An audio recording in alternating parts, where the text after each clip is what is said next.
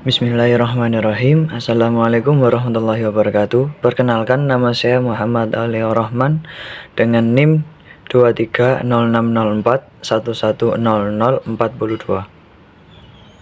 Kali ini saya akan melengkapi tugas akhir semester, tugas UAS Pendidikan Kewarganegaraan yang berjudulkan Geostrategi Indonesia. Baik, pengertian geostrategi. Geostrategi adalah strategi untuk memanfaatkan kondisi geografis suatu negara untuk menentukan kebijakan, tujuan, dan sarana-sarana guna mencapai tujuan nasional.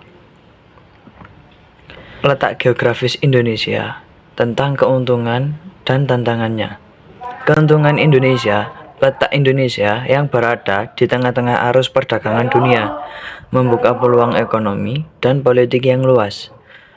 Dan tantangan tersendirinya adalah menjaga keamanan dan mengintegrasikan ribuan pulau dengan beragam budaya dan sumber daya alam menjadi tantangan tersendiri bagi Indonesia. Kebijakan pertahanan dan keamanan Indonesia.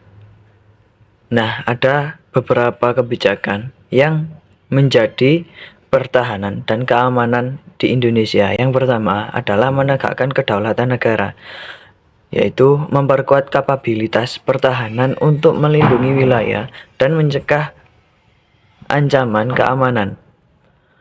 Yang kedua adalah diplomasi pertahanan, yaitu membangun kemitraan strategi dengan negara lain untuk mendukung stabilitas regionalnya. Dan yang terakhir, yang ketiga, yaitu pembangunan ekonomi dan sosial dengan meningkatkan kesejahteraan rakyat sebagai bagian dari strategi keamanan menyeluruh. Nah, selanjutnya yaitu diplomasi dan hubungan internasional Indonesia. Yang pertama, multilateralisme, yaitu Indonesia berperan aktif dalam organisasi internasional seperti PBB, ASEAN, dan G20 untuk mempromosikan kepentingan nasional. Yang kedua adalah kemitraan.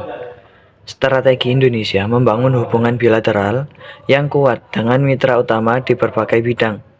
Dan yang terakhir, memajukan perdamaian. Indonesia berkontribusi dalam upaya perdamaian dan resolusi konflik di tingkat global. Selanjutnya adalah infrastruktur strategi penghubung antar pulau, yaitu jembatan yang menghubungkan pulau-pulau dengan jembatan strategis. Yang kedua adalah pelabuhan, membangun pelabuhan modern untuk mendukung konektivitas maritim. Yang ketiga adalah kereta api, untuk mengembangkan jaringan kereta api dengan mempercepat mobilitas darat. Dan yang terakhir yaitu bandara, meningkatkan konektivitas udara dengan pembangunan bandara strategis. Tantangan masa depan dan strategi pengembangan. Yang pertama ada perubahan iklim.